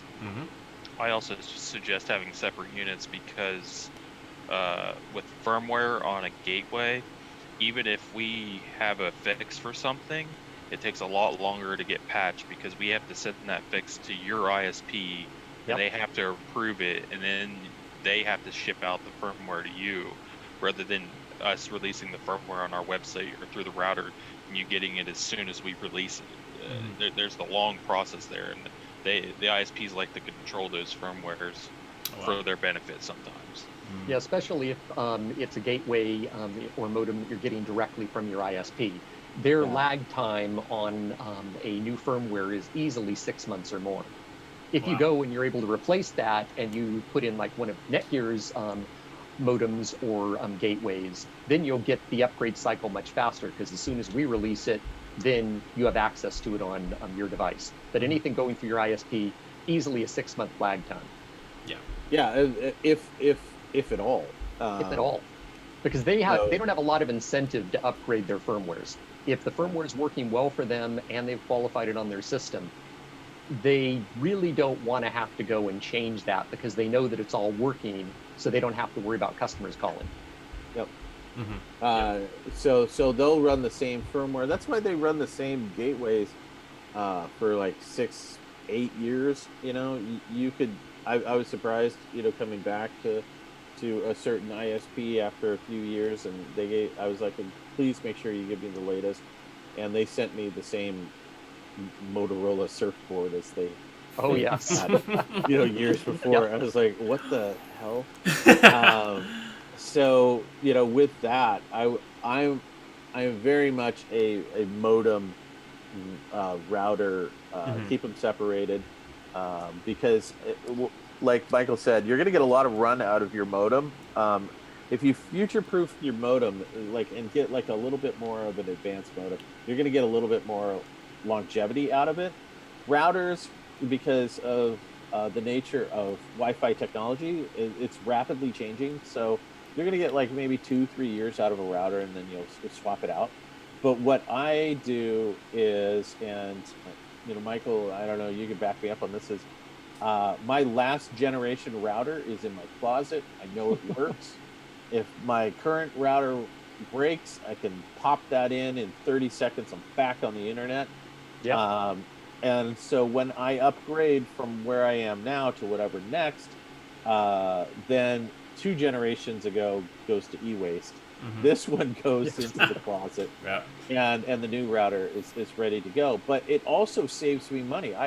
Over the last 2 years, I haven't had a router gateway fee. $12 a month. How much does that add up to? What, 144 a year?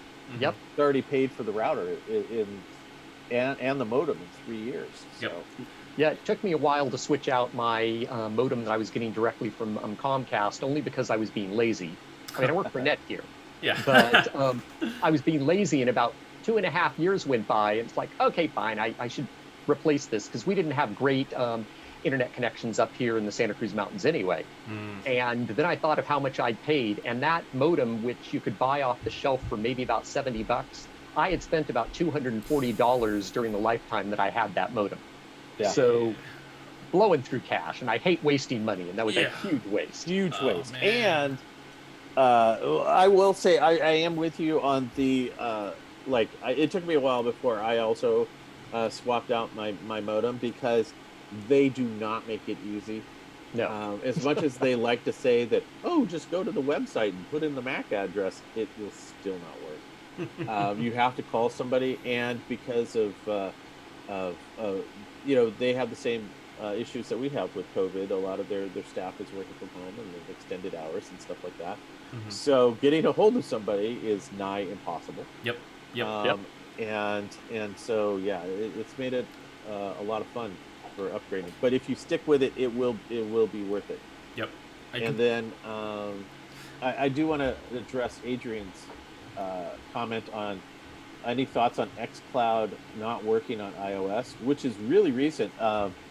Microsoft yanked xCloud from working on iOS due to specific policies that Apple had on iOS.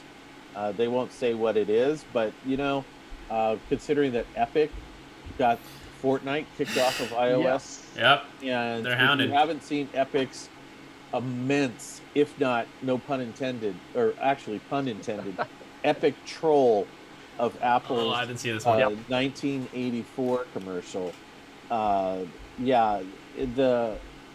Being a former game developer working with iOS, that was one of the things that we were even talking about a number of years ago, is how Apple is going to strangle their own. There is a lot of safety in the fact that it's a closed and draconian store system, but at the same time, they are squeezing everybody as tightly as they can, and with that, I think that they squeezed xCloud on things, and they were just like, nope, we don't want to play. We'll go elsewhere, and to the Android platform, which, because it is open, it does have some security issues. It's not mixed, any words on that, but I think. I think Apple and the Apple Store is in a weird flux right now, where some of their policies are not in conjunction with how things are kind of working right now, especially as as we move forward. So it'd be interesting to watch. I am kind of sad because I still have iOS devices, but I'm still rocking my iPhone 8. I see no reason to move to any newer product. Yeah, I feel like, especially with Google and Microsoft, I feel like they're probably going to make it, how do I say this, coalitionize, whatever it is.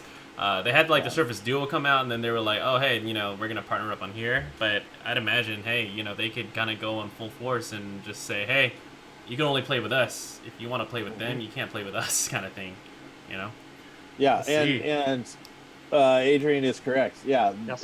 It's that they want all the games to be delivered separately, so that they can be reviewed to their standards. And what that does is, xCloud has 3,000 games. That's when we were submitting games at a company I was working for, We had 25 games in our stable, and we had 3 specialists that all their job was to submit the latest updates to iOS, and to support those 25 games. Imagine the infrastructure that you need for 3,000 games. It just makes it like impossible. Yep, and the amount of lag that there is with Apple certifying each new build, basically, that you're putting out there for your game, can take time. And if you have 3,000, weeks. It could take a long time. And most game developers want to be able to get their stuff out as quickly as possible. Yeah, it usually took us like 2 to 3 weeks. We're a fairly large company. If we really needed to get something out, there were some channels that we get try to get somebody to bump it up and give us a favor, but those were like the one card that you have that year. Yeah. I don't think. Like, is this game launch that important that we need to use that card? We ain't going to be able to use it the rest of the year. And it's very problematic when you have patch upgrades that you have to get out very quickly. Like, for instance, you put out a new rev, and there happened to be a bug in it that gets caught after the fact. You don't want to wait a week, 2 weeks, or 3 weeks to get your new patched version of the software certified. You want to be able to get it out, tonight. And going through Apple's little machine, churning through to make it from beginning to end before it's certified, takes too long. Yeah, that'll be weeks. Yep. So, Taskwork has an interesting question. A question from a few others. How long will the R2 still be in discount? I don't know. We don't make the R2. That's NetDuma. Yeah. And when can we expect the Duma OS release? So, you need to have this taped, and you can put it back. I'm just going to hold up a sign for this. I need a buzzer on OBS. Yep. So it's on the R2 because NetDuma developed it for the R2. They've been developing the R2 for I don't know what, like 2 years, 2-3 years. Yeah, at least that. It's not on the 500 because but we're currently in beta, and we wanted to work correctly, and we developed the XR500 with Duma over a period of time, so it's not like we can just shove 3.0 onto that platform in a matter of minutes. It takes a little bit of time. We're into like I think 3 or 4 betas since we started the beta test forward. It's getting tighter and better all the time, but it will be soon, and we will bring it out for all of those. It's easier to build something software and hardware in conjunction than it is, what we're doing is some backwards adaptivity, with the 500, where we have to make it work on that platform, but it will come.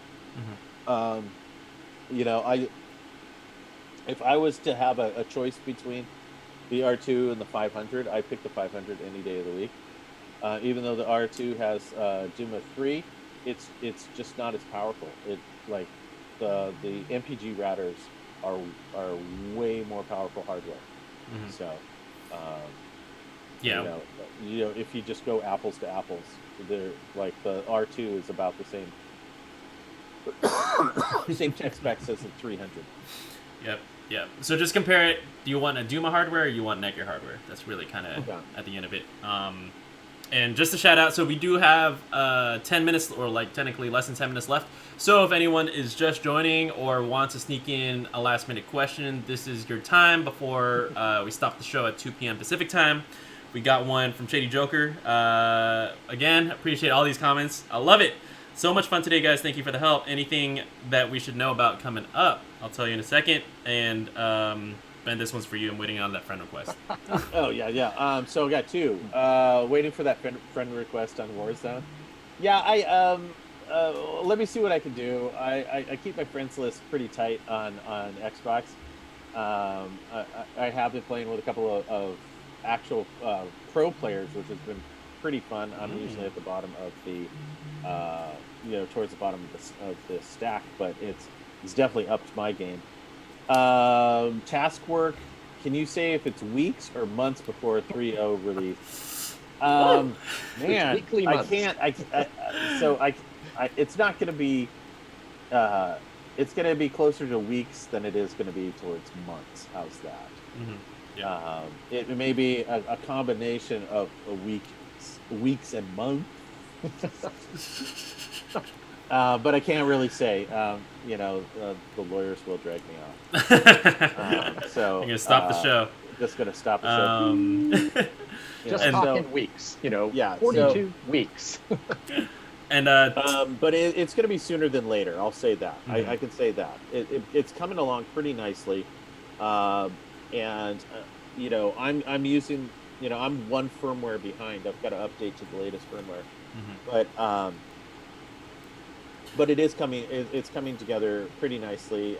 As soon as there's some tweaks and frustrations, but we're trying to get it locked down as best as we can. And just on I think the nomenclature of the 2.3.2.63, it's probably more likely that it's on 2.3.2 because it's still in beta. So don't be looking for a v3.0 because that would be the final build, which we don't have. So well, actually, the v2.3.2.63, it is Duma OS 3.0, but since it is as you go through, there's version 1, version and it's like version 1.0.0.6 or 01. And then the next build would be 1.0.0.02. Yep. So as you can see that this is the just off the top of my head, it's about like 23,000th build that we've ever built out of like 3 years on this particular router. Anytime that there's like a significant change, there's a new version. It's all based on our versioning as far as any sort of software development, but it is 3.0. So Yep. So good to hear that Taskwork. I believe you are in the forums. I think Shady Joker. I think you just got into the beta forums as well. So that's going to be really important just for you guys to be able to deliver your feedback. Yeah. And make sure that you guys are giving feedback. The more feedback, the better. The more feedback that we have, the more that we can help other people that are having similar issues. Yep. So it is it's all up to you guys. So. Yeah. So where was that? There was another question that was hold on. Shady Joker, anything important we should know coming up? Okay. So Tuesday is going to be our next virtual event. That's going to be 12 p.m. Pacific time to 1 p.m. Pacific time.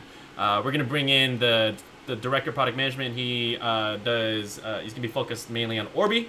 So that's going to be great because it's Orbi Wi-Fi 6, and we're going to be comparing the models that you could get because we have the RBK 850 series and the 750 series. So that's our flagship Orbi. That's actually, unless I'm incorrect, the top selling product on the Netgear store. So really popular. Hopefully we're going to get good questions coming out of that event.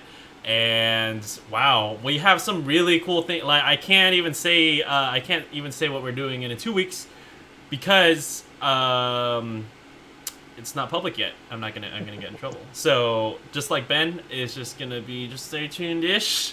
But I can tell you next Tuesday, Orbi Wi-Fi 6. Next Friday, we'll do tech support live. Of course, if you like this show, we're also on Twitch for essentially 4 days out of the week.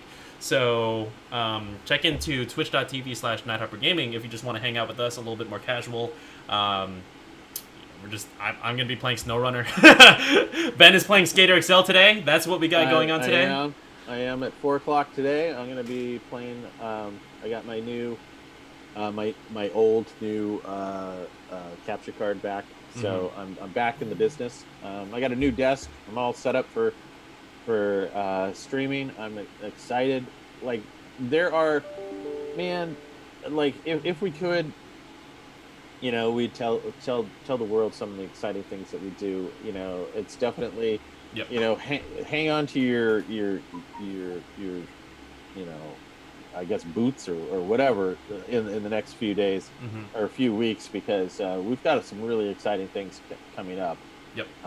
Can't really say anything more than that, but it is. There's a lot of cool stuff, and just stick around to this channel, our Twitch channel, our social media, and give us a like down below. Yep. I'm gonna plug that. Yep. Again, what helps? Oh, here. Keep going, Ben. Oh, and you're on a groove. What's your streaming platform and name? I'm actually streaming on Twitch, and it's Nighthawk Pro Gaming. So just look for us there. Yep. I also stream on my own channel, off and on as well. Oh, well, they could not find us. Let's drop this. Let's do it. One sec. How do I do this? I have to spin around here. Twitch.tv/NighthawkProGaming. Who wants to do it first? Yeah. It's just Nighthawk Pro Gaming. It looks like Nighthawk Programming, but minus the R. I'm trying to type with one finger, or sorry, one hand here. I don't know if you could see that. I just popped that into the chat, but I don't know if that chat is. I'm gonna get it going in 2 seconds. Twitch.tv/NighthawkProGaming. See if you got that. Twitch.tv/NighthawkProGaming. 4 p.m. Pacific time to 5 p.m. Pacific time. We stream pretty much every weekday. Well, essentially Tuesday to Friday. So Tuesdays I play. Fridays Ben plays. Wednesday, Thursday we got Darren. There's another Darren, but he does our support, like our KP articles. And then Alec, if we're lucky, if he has time, he plays on Thursdays, usually League of Legends. So really, we got everything. If you want to be casual, find us on Twitch. You want help, find us on Fridays. You want to know about the latest products, find us on Tuesdays. That's it. Yep, that's pretty good. Awesome. Well, awesome. Skater XL. If you, I'm doing the last plug. Skater XL, super awesome game. If you haven't gotten it, you should get it. I mean, it's just gonna be me goofing around, trying to get my ollie on. Alright, I'll pop in. I'll try not to troll too hard. And I just want to shout out one more thing from Adrian. Says thanks so much. Fun chat. Definitely be back next week. Hope everyone has a good weekend. Hope you have a good weekend. Yep. I hope everyone else has a good, safe weekend. Stay cool. It's summer. And again, we'll be back here same time next week, Friday, 12 p.m. Pacific time to 2 p.m. Pacific time. All right, awesome. See you later. Send that like and subscribe. We'll see you guys. Later. Bye.